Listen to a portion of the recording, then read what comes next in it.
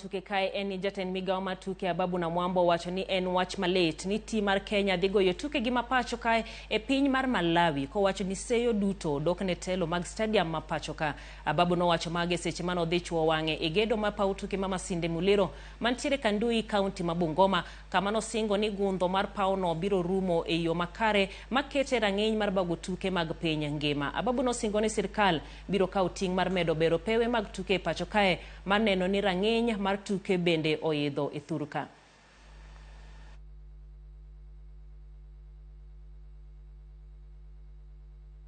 We are happy with the progress of the stadium, the way the contractor has done, and most importantly, appreciate our military for reasonable and supervisory that has been done on this ground. And I want to appreciate the CS as well, that as the chairman that oversees him,